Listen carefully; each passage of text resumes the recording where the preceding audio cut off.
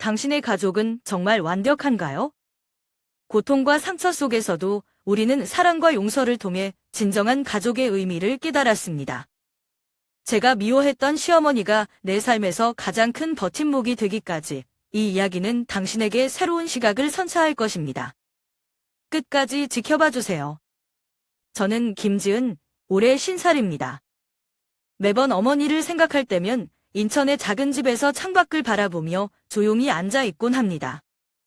서울 하늘에서 불어오는 바람은 때로는 시원하지만 때로는 마음을 찢는 아픔으로 다가오기도 합니다. 제 인생에서 가장 큰 아픔을 말하자면 어린 나이에 어머니를 잃은 일입니다. 제가 20살이던 해 어머니 박순자 씨는 유방암으로 세상을 떠나셨습니다. 그날 밤은 너무 추워서 숨을 쉴 때마다 가슴속까지 얼어붙는 것 같았습니다. 인천의 작은 집에서 어머니 침대 곁에 앉아 마른 손을 꼭 붙잡고 있었습니다.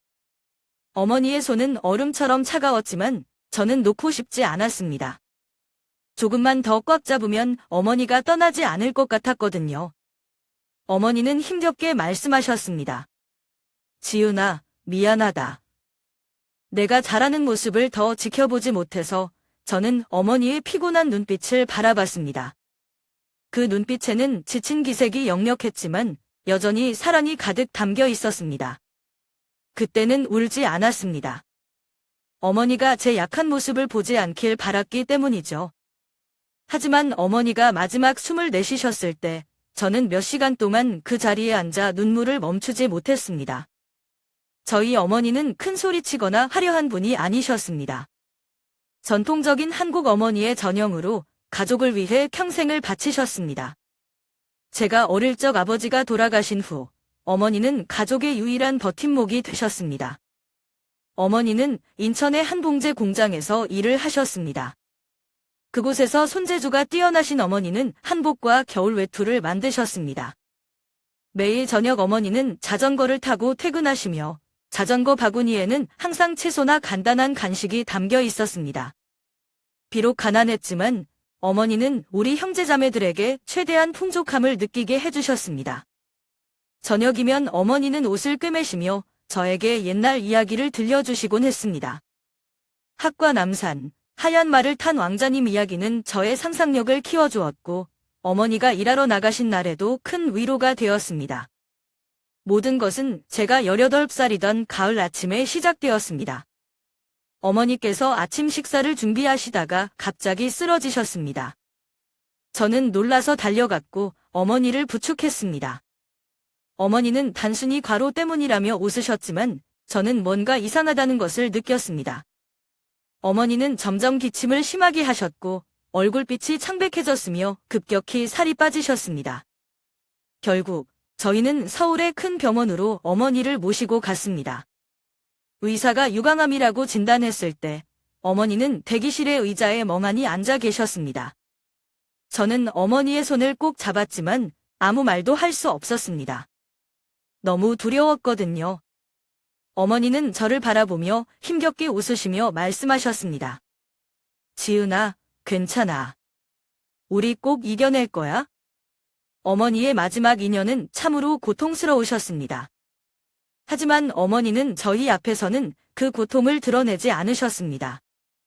한 번은 화학치료 후 병원에 누워 계셨는데도 제가 좋아하는 김치찌개 만드는 법을 가르쳐 주시려 하셨습니다. 지은아, 나중에 내가 없어도 이걸 만들어 먹으며 날 기억하렴. 어머니는 떨리는 목소리로 말씀하셨습니다.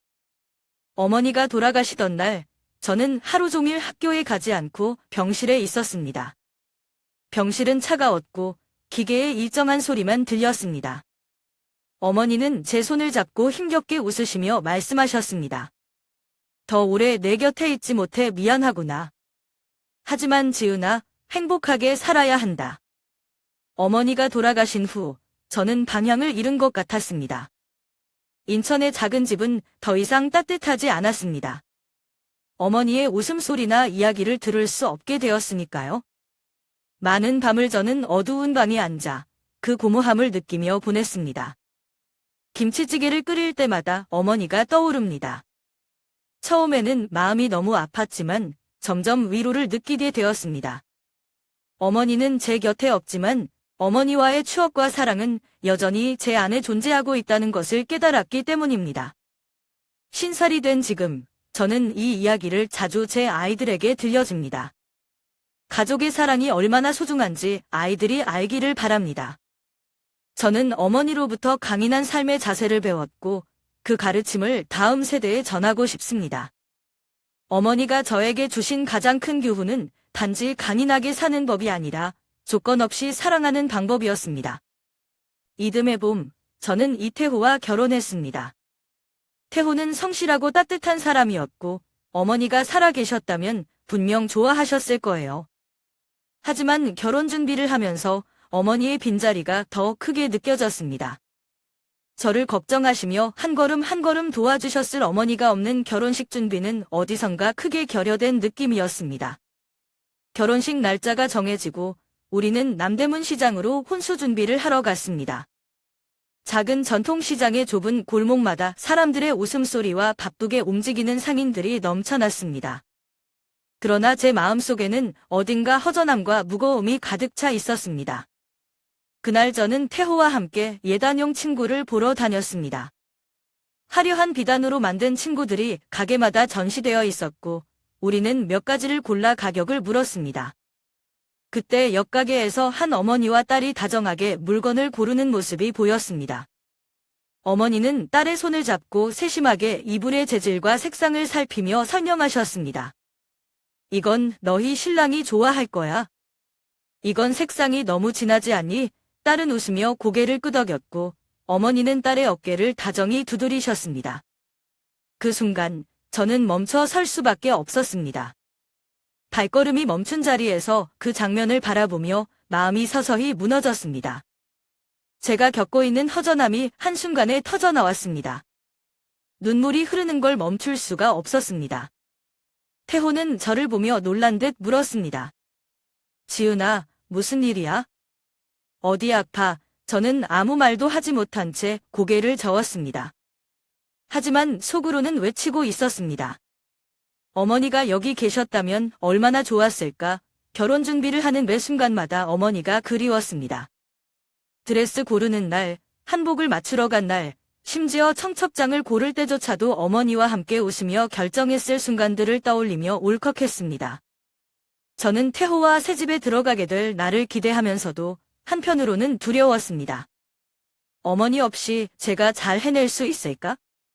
신부로서, 아내로서 어머니가 되어야 할 날이 오면 과연 그 역할을 잘 해낼 수 있을까? 제가 어머니께 배운 것이 많았다고 생각했지만 막상 그 빈자리가 다가올 때마다 자신이 없어졌습니다. 결혼식을 준비하며 시어머니 정미숙 여사를 만났습니다. 처음 뵙는 날, 어머니처럼 따뜻한 미소를 지으시며 제 손을 잡아주셨습니다. 지은아, 내가 우리 집 며느리가 되어줘서 너무 고마워. 넌 내 딸 같아. 그 말에 저는 예상치 못한 위로를 받았습니다. 결혼식이 가까워질수록 시어머니는 제가 힘들지 않게 세세한 부분까지 신경 써주셨습니다. 혼자 고민하지 말고 내가 도와줄게 라는 말 한마디는 제가 어머니 없이 맞이하는 결혼식을 조금 더 견딜 수 있게 해주었습니다. 결혼식 당일, 전통 한옥에서 진행된 결혼식장은 밝고 화려했습니다. 주변에는 가족과 친구들이 가득 찼지만 제 마음 한구석은 여전히 어머니의 부재로 인해 텅 비어 있었습니다. 결혼식 내내 어머니의 자리를 바라보며 속으로 기도했습니다. 어머니, 제가 잘하고 있나요? 저를 지켜보고 계시죠? 결혼 후 새집으로 들어서던 날, 저는 어머니가 남긴 김치찌개 레시피를 따라 첫 식사를 준비했습니다. 밥을 먹으며 태호는 제가 요리를 잘한다며 웃었지만 저는 어머니와 함께 있었던 그 주방의 기억이 떠올라 다시 한번 눈물이 흘렀습니다. 태호는 아무 말 없이 제 손을 꼭 잡아주었습니다. 괜찮아, 지은아. 난 내 옆에 있어? 그날 이후로 저는 어머니가 제 삶 속에서 남긴 흔적들을 더 소중히 여겼습니다. 비록 육체적으로 곁에 계시지 않더라도 어머니의 사랑과 가르침은 저와 늘 함께한다고 믿었습니다. 시어머니 정미숙 여사는 처음부터 제가 예상했던 전형적인 시어머니와는 달랐습니다. 결혼 전부터 저를 따뜻하게 맞아주시고 마치 친딸처럼 대하셨습니다. 결혼 준비를 함께하며 저를 도와주셨던 그녀의 세심한 배려는 시간이 지나면서 더 깊은 애정으로 느껴졌습니다. 결혼 후 얼마 지나지 않아 시어머니는 저를 집 근처의 전통시장에서 장을 보러 가자고 하셨습니다. 장을 보며 집안 살림에 필요한 물건을 하나하나 고르던 중 어머니는 말씀하셨습니다. 지은아, 넌 내 딸이나 다름없어. 우리 같이 이 집을 더 따뜻하게 만들어 보자. 그 말이 제게 얼마나 큰 위로가 되었는지 모릅니다. 어머니의 빈자리를 채울 수 없다고 생각했지만 시어머니의 따뜻한 말 한마디에 저는 안도감을 느꼈습니다. 어쩌면 저는 진짜 어머니를 잃었지만 또 다른 어머니를 만난 것일지도 모른다는 생각이 들었습니다. 어느 날 시어머니와 둘이 앉아 차를 마시며 이야기를 나누던 중 그녀는 조용히 과거를 회상하기 시작하셨습니다. 내가 딸을 하나 더 잃었다면 어땠을까 생각만 해도 가슴이 아프다. 시어머니는 나지막이 말씀하셨습니다. 알고 보니 시어머니는 첫 번째 아이를 교통사고로 잃으셨다고 했습니다. 그녀는 눈물을 삼키며 이렇게 말씀하셨습니다.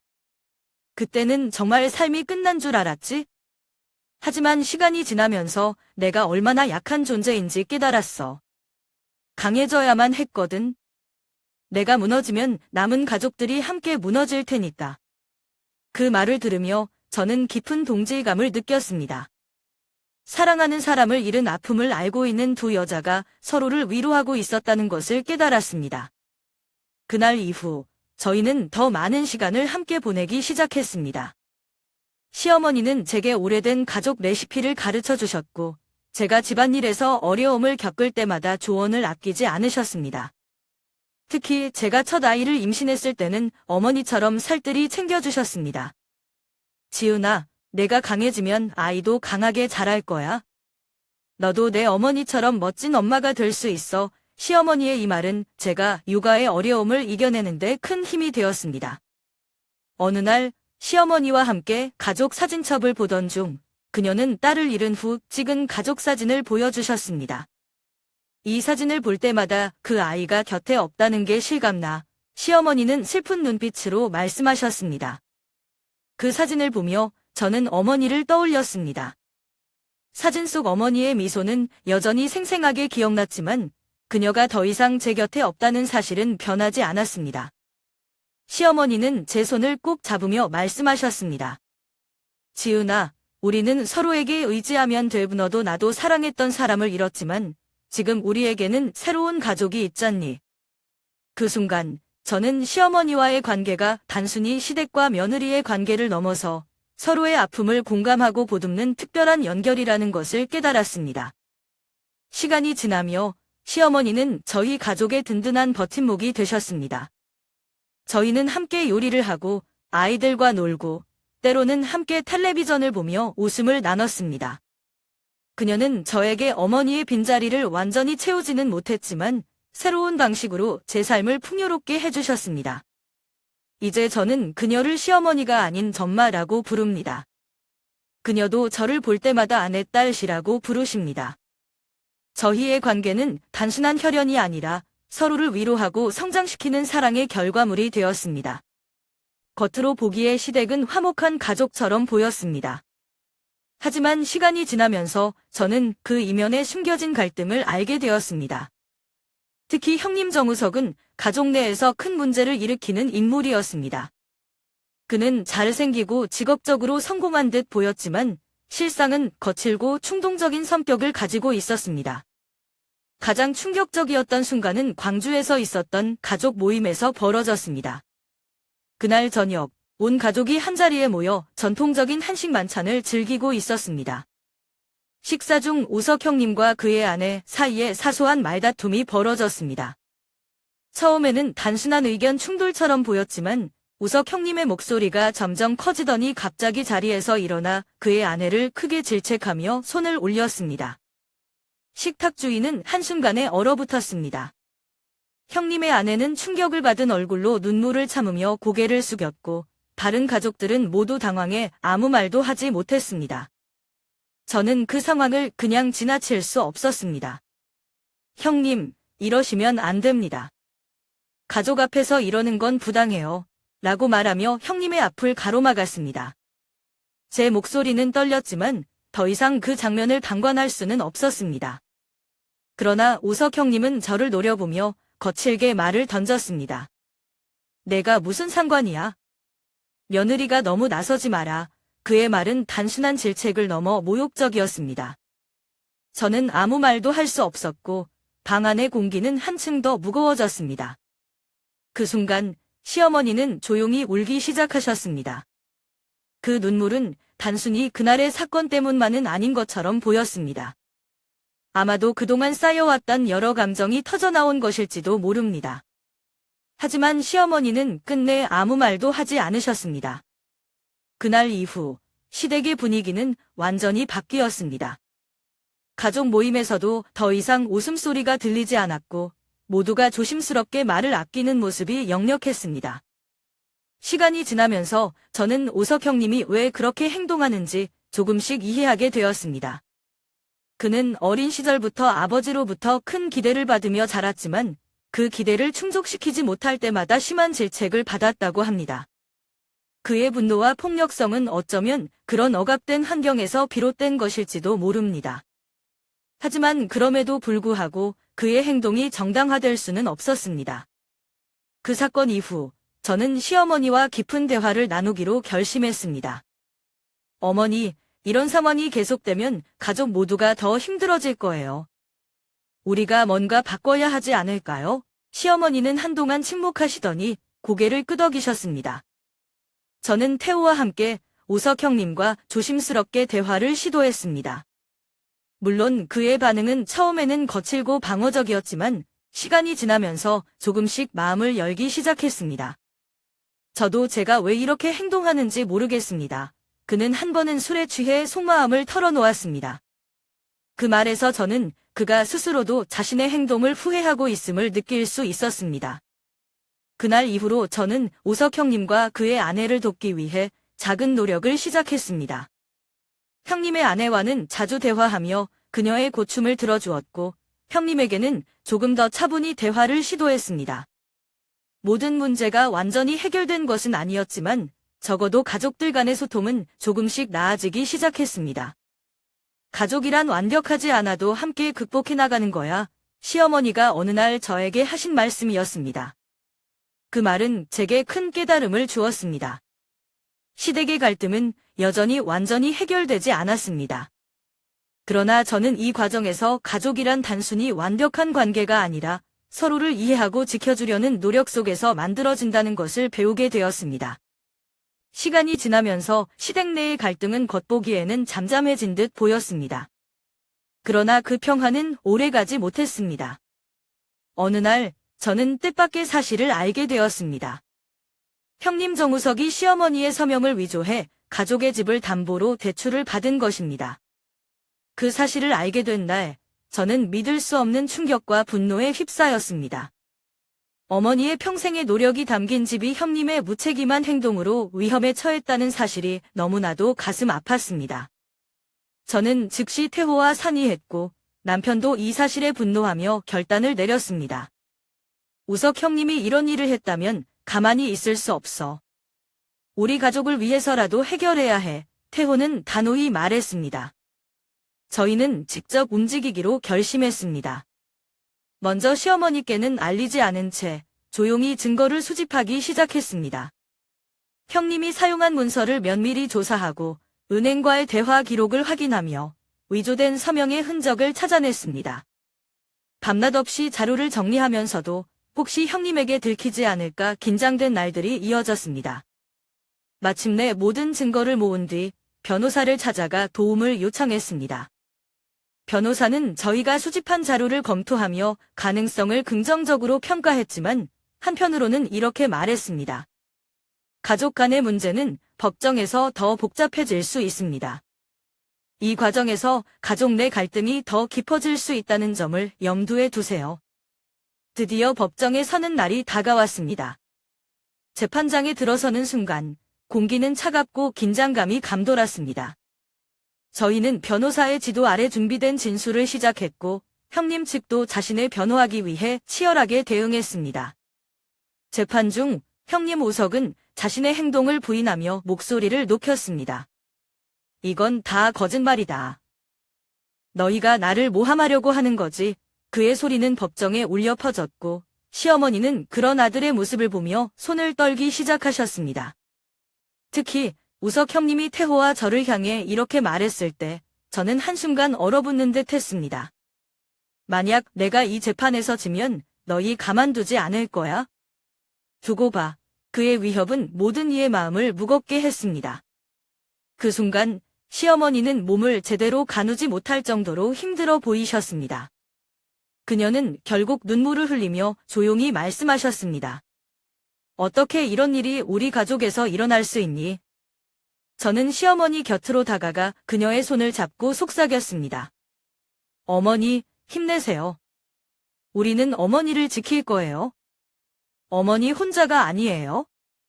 며칠 후 재판의 결과가 나왔습니다.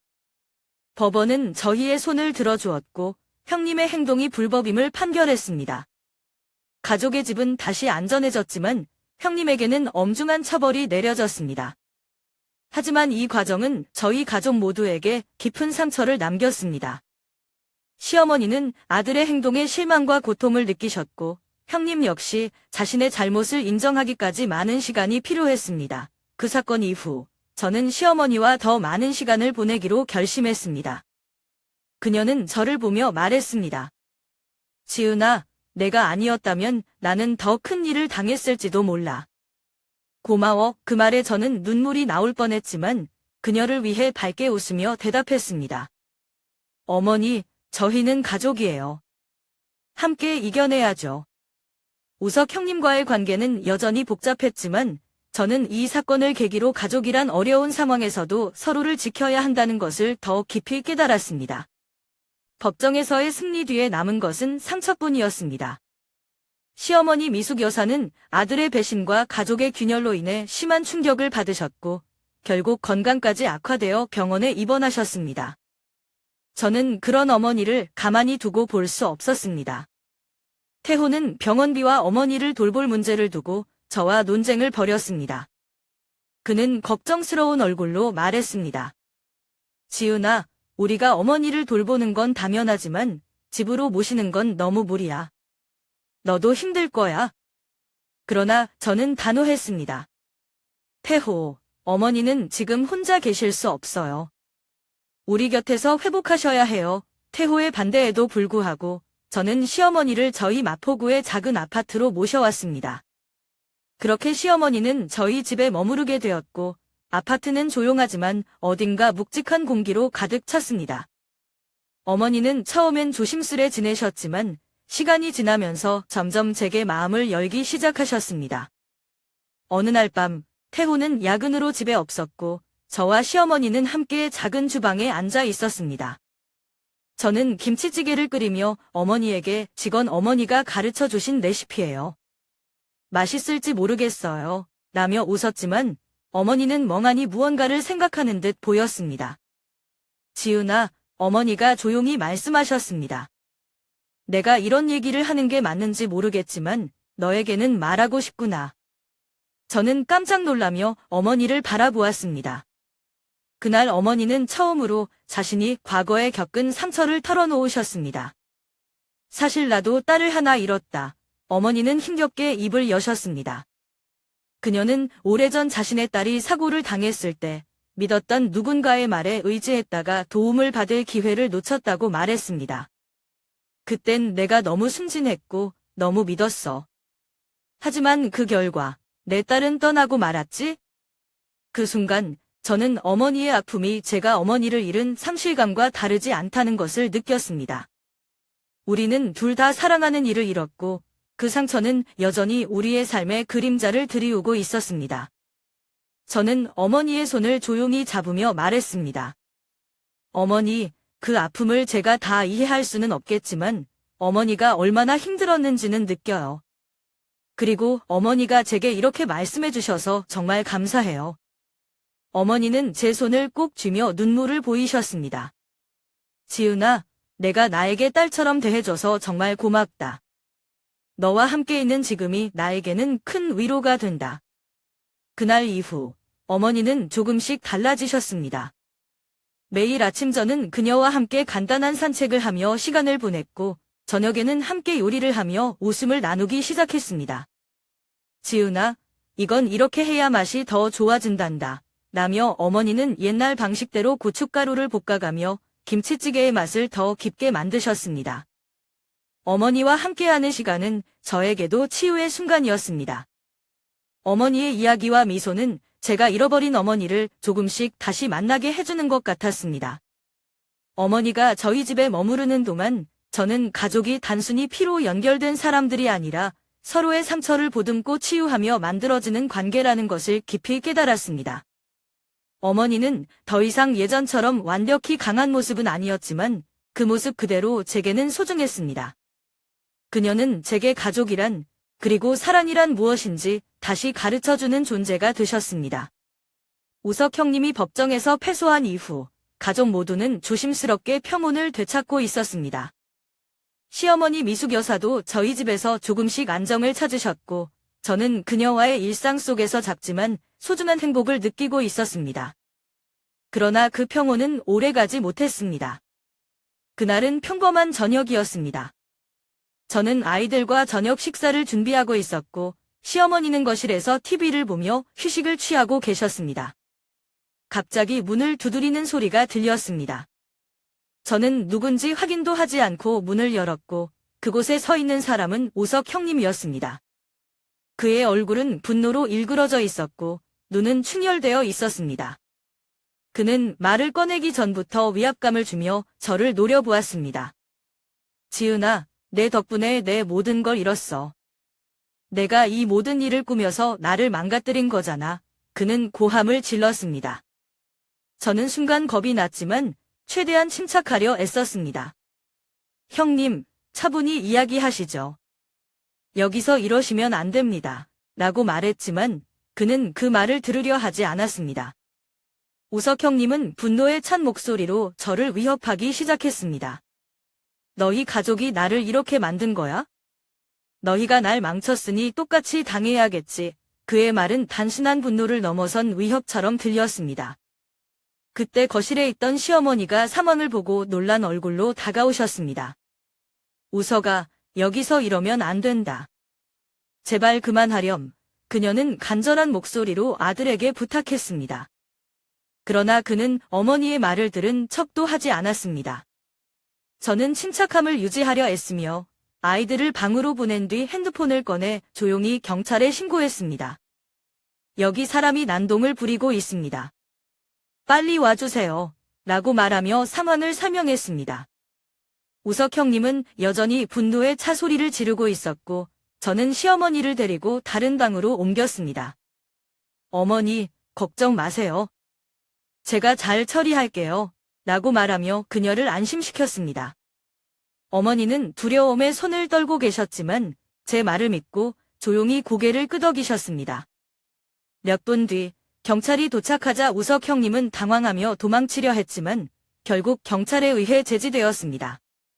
그는 체포되었고 저는 한숨을 돌릴 수 있었습니다. 경찰이 상황을 정리하며 저희 가족에게 추가적인 보호 조치를 약속했습니다. 그 사건 이후 시어머니는 저를 바라보며 조용히 말씀하셨습니다. 지은아, 내가 아니었다면 오늘 무슨 일이 일어났을지 몰라. 내가 나를 지켜줬구나. 그 말은 제게 큰 의미로 다가왔습니다. 저는 이제 단순히 며느리가 아닌 그녀의 든든한 버팀목이 되어가고 있다는 것을 느꼈습니다. 그녀의 눈에 비친 저의 모습이 더 이상 보호받아야 할 어린 딸이 아닌 함께 어려움을 극복해 나갈 가족으로 자리 잡은 것 같았습니다. 그날 이후로 저는 더욱 강한 책임감을 느꼈습니다. 가족을 지키기 위해 어떤 어려움도 감수할 수 있다는 자신감과 결심이 생겼습니다. 시어머니와의 관계는 더욱 깊어졌고 그녀는 이제 저에게 더 많은 신뢰를 보이셨습니다. 어떤 위기 속에서도 가족은 서로를 지켜야 한다는 것을 깨닫게 된 사건이었습니다. 비록 우석 형님과의 관계는 여전히 복잡했지만 시어머니와 저는 함께 이 상황을 극복하며 서로의 상처를 보듬어 갔습니다. 우석 형님과의 사건이 마무리된 후 우리 가족은 평온을 되찾으려 애썼습니다. 시어머니 미숙 여사도 이제는 혼자가 아니었습니다. 그녀는 저희 집에 완전히 머물기로 하셨고 우리 가족의 중요한 일원이 되었습니다. 시어머니는 아이들에게 사랑과 지혜를 나누며 따뜻한 할머니가 되어주셨습니다. 두 아이는 그녀를 할머니라고 부르며 항상 그녀 주위에 머물기를 좋아했습니다. 할머니, 이건 어떻게 해요? 라며 질문하는 아이들의 모습은 그녀에게도 큰 위로와 행복을 주었습니다. 어머니와의 일상은 저에게도 큰 안정감을 가져다 주었습니다. 그녀는 저와 함께 집안일을 돕고 저의 고민을 들어주며 때로는 어린 시절의 이야기로 웃음을 주곤 하셨습니다. 지은아, 이제부터는 우리가 함께 더 나은 날들을 만들어가는 거야. 그녀는 저를 바라보며 말씀하셨습니다. 저는 그 말에 고개를 끄덕이며 새로운 시작을 다짐했습니다. 시어머니와 저는 가족을 위한 새로운 기반을 만들기로 결심했습니다. 저는 오랜 꿈이었던 찻집을 열기로 했습니다. 마포구의 조용한 골목에 작은 가게를 얻었고 시어머니와 함께 인테리어를 꾸미며 가게를 준비했습니다. 찻집의 이름은 어머니의 그림자, 덤마의 그림자로 정했습니다. 이 이름은 제 삶 속에서 어머니가 남긴 흔적과 그녀의 사랑을 기억하기 위해 지은 것이었습니다. 가게 안에는 어머니가 생전에 좋아하셨던 소박한 장식품과 전통적인 소품들로 꾸며졌습니다. 벽 한쪽에는 어머니와 찍은 가족 사진이 걸려 있었습니다. 찻집은 단순히 차를 마시는 공간이 아니었습니다. 저는 손님들에게 어머니와의 추억과 삶의 이야기를 들려주었습니다. 제 어머니는 참 강한 분이셨어요. 그분의 가르침 덕분에 제가 지금 여기 있습니다. 라며 차를 따라드리며 웃곤 했습니다. 손님들은 그런 제 이야기에 귀를 기울이며 공감해 주었습니다. 어떤 이들은 자신들의 어머니나 가족에 대한 이야기를 나누기도 했습니다. 지은 씨 이야기 들으니 저도 제 어머니가 그리워지네요. 라며 한 손님이 눈물을 글썽이던 기억이 아직도 생생합니다. 시어머니는 찻집의 중요한 일원으로서 함께 일하셨습니다. 그녀는 차를 내리거나 간단한 간식을 준비하며 손님들과도 자연스럽게 어울리셨습니다. 손님들은 그녀의 따뜻한 미소와 다정한 태도에 감동하며 다시 찾아오곤 했습니다. 할머니, 나도 차 끓이는 거 도와줄래요? 라며 아이들이 찻집에서 어머니와 함께 시간을 보내는 모습은 저에게 큰 행복이었습니다. 우리 가족이 함께 만들어가는 이 작은 공간은 단순한 가게가 아니라 사랑과 이야기가 넘치는 우리 집의 연장이었습니다. 찻집을 운영하며 저는 비로소 어머니와 시어머니가 제 삶 속에서 얼마나 중요한 존재인지를 다시 한번 느꼈습니다. 과거의 상처는 완전히 사라지지 않았지만 우리는 함께 그것을 극복하며 앞으로 나아갔습니다. 지은아, 이 찻집은 너뿐만 아니라 우리 모두에게 새 출발이구나. 시어머니는 웃으며 말씀하셨습니다. 저는 그녀의 손을 잡고 대답했습니다. 어머니, 이 모든 건 어머니가 저에게 용기를 주셨기 때문이에요. 감사합니다. 이제 덤머니의 그림자는 단순한 찻집이 아니라 우리 가족의 사랑과 치유, 그리고 새로운 희망이 깃든 공간이 되었습니다. 찻집 덤머니의 그림자에서 손님들과 이야기를 나누며 그리고 가족과 함께하는 일상을 지내며 저는 가족이란 무엇인가를 다시금 깊이 생각하게 되었습니다. 우리 가족은 완벽하지 않았습니다. 아픔과 상처가 있었고 때로는 서로를 이해하지 못해 힘들었던 순간들도 많았습니다. 그러나 그 모든 갈등과 고통 속에서 우리는 더 강한 유대감을 쌓을 수 있었습니다. 우석 형님의 사건은 우리 가족에게 큰 충격과 고통을 주었지만 그것을 극복하는 과정에서 우리는 서로를 더 깊이 이해하게 되었습니다. 특히 시어머니와 저의 관계는 단순한 시댁과 며느리의 관계를 넘어선 특별한 사랑과 신뢰로 변했습니다. 지은아, 우리가 다투고 상처를 입은 순간들이 있었지만 그 순간들 덕분에 우리가 이렇게 가까워질 수 있었던 거란다. 어느 날 시어머니가 조용히 말씀하셨습니다. 그 말은 제게 큰 울림으로 다가왔습니다. 제 친어머니는 비록 짧은 시간 동안 제 곁에 계셨지만 그분이 가르쳐주신 사랑의 가치는 제 삶의 기반이 되었습니다. 어머니는 늘 말씀하셨습니다. 지은아, 다른 사람을 진심으로 사랑하고 이해하려면 먼저 내 자신을 사랑할 줄 알아야 해. 그 말은 제가 어머니를 잃은 이후에도 제 마음속 깊이 새겨져 있었습니다. 어머니와 함께했던 어린 시절의 기억은 제가 어머니가 남긴 가르침을 지키며 살아가게 하는 힘이 되었습니다. 이제는 그 가르침을 제 아이들과 시어머니에게도 전하고 있습니다. 시어머니는 제게 새로운 사랑의 의미를 가르쳐 주셨습니다. 혈연이 아니라도 진심으로 서로를 이해하고 돕는 사랑은 가족을 더욱 단단히 묶어줄 수 있다는 것을 그녀는 보여주셨습니다. 내가 내 며느리여서 참 다행이야. 그녀가 웃으며 말씀하셨을 때 저는 더 이상 그녀를 단순히 시어머니로만 생각하지 않았습니다. 그녀는 이제 저에게 또 다른 어머니였고 저는 그녀에게 또 다른 딸이 되었습니다. 저는 이 모든 가르침을 제 아이들에게도 전하려고 노력하고 있습니다. 찻집에서 함께 시간을 보내며 그리고 가정에서 서로의 이야기를 나누며 저는 아이들에게 가족이란 무엇인지 사랑이란 무엇인지 알려주고 싶었습니다. 엄마, 우리 가족은 정말 행복해 보여요. 딸아이가 어느 날 제게 속삭였습니다. 저는 그녀를 안으며 대답했습니다. 가족은 완벽하지 않아도 괜찮아. 중요한 건 서로를 이해하고 사랑하고 함께 하는 거야. 지금의 삶은 비록 어려운 순간들을 거쳐 만들어진 것이지만 그 모든 경험 덕분에 더욱 의미 있는 것이 되었습니다. 찻집은 여전히 손님들로 북적이며 그곳에서 저는 가족의 이야기를 나누고 사랑과 희망을 전하고 있습니다. 저는 이제 과거의 아픔과 상처마저 감사하게 생각합니다. 그것들은 제가 성장하고 사랑의 가치를 배우는데 필요한 과정이었기 때문입니다. 어머니, 당신이 없었다면 저는 이 모든 것을 배울 수 없었을 거예요. 찻집의 벽에 걸린 어머니의 사진을 바라보며 저는 속으로 중얼거렸습니다. 그리고 시어머니를 보며 속삭였습니다. 어머니, 당신이 제게 주신 사랑 덕분에 저는 더 강해졌어요. 감사합니다. 가족이란 항상 행복하고 평화로운 것은 아닙니다. 때로는 상처와 갈등이 있고 서로를 이해하지 못하는 순간들도 있습니다. 하지만 그러한 과정을 통해 가족은 더욱 강해지고 서로에게 없어서는 안 될 존재가 됩니다. 저는 이제 가족의 진정한 의미를 이해하게 되었습니다. 그것은 완벽함이 아니라 서로의 아픔을 보듬고 사랑과 이해를 통해 함께 성장하는 여정입니다.